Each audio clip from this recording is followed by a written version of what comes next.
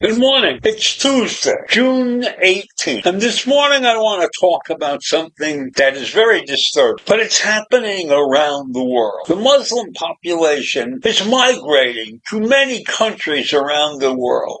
Now, the Muslim population in the world is about 20% of the world's population. And much of the Muslim population is anti-Semitic. And the Jewish population in the world is about 0.2%. So when countries have a large influx of Muslims, the Jewish population in that country becomes threatened. And I cite for you the example that is going on in Belgium. Belgium Muslim population has increased significantly. And the Jewish population in Belgium, which was a very, very safe place at one point in time, has about 30,000 Jews. But now the population of the Muslims in Belgium is much, much, much higher than the population of the Jews.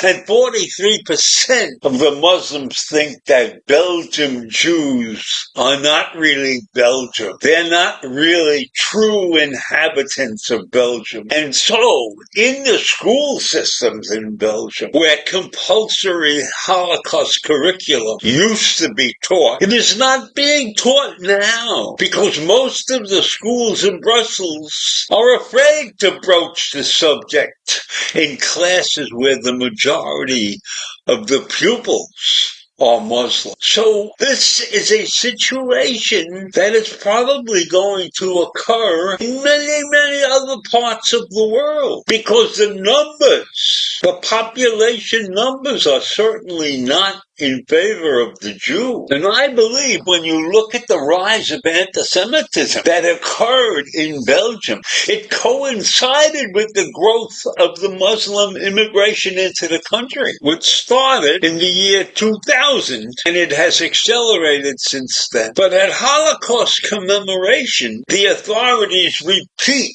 with their hands over their hearts that anti-Semitism has no place in Belgium. But they are not doing anything about the anti-Semitism that is on the rise. And the Muslim vote has become essential to the success of the left-wing parties in Belgium. And their electoral weight, which in Brussels stands out as the immigration has risen in the last 20 years, from about 34% of the population to about 54% of the population. So now there are hundreds of thousands of Muslim votes that oppose the votes of the 30,000 Jews in Belgium. Jews in Belgium have become a genuine minority, and they carry no weight now. They are just a pittance in the bucket of the population. So while there are many in the country have tried to draw attention to this serious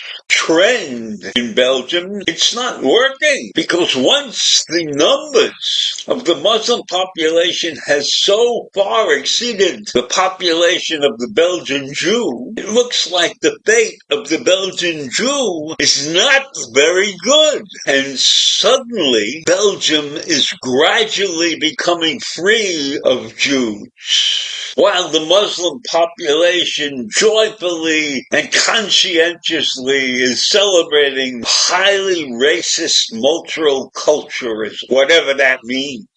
And the situation has gotten much worse since October 7th. Belgium's political class has become overly hostile to Israel, and the entire situation is heavily tinged with antisemitism. The Socialist Party, which used to be leaning toward the Jew, is leaning far away from it. And Israel is being compared to the Nazi because of their action in the Gaza Strip. Gaza is being compared to what Warsaw was during World War II. And that's not good. And the president of parliament in Belgium refuses to call Hamas a terrorist organization. And another minister says that the state of Israel is like the Third Reich. And another group there called for Israel's exclusion from a Eurovision song contest. I mean, it's become the epitome of anti-Semitism in Belgium, in Brussels.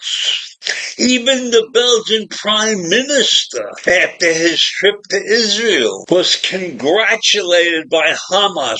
Hamas has said they are so proud that Belgium has taken clear and bold positions in our favor. Is that not a form of insanity, where Hamas is now becoming the favorite over Israel? So we can see that the population differentiation in countries is going against the Jew.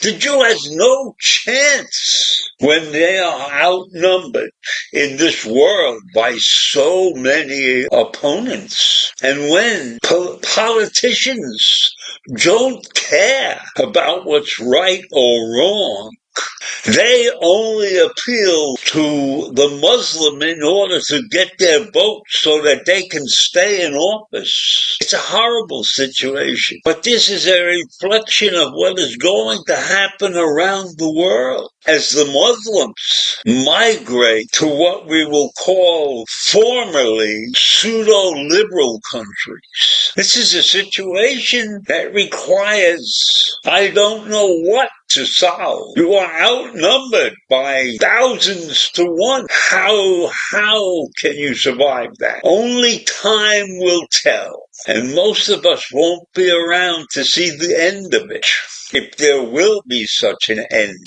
So I leave you with these distressing thoughts this morning. Have a great day. Bye.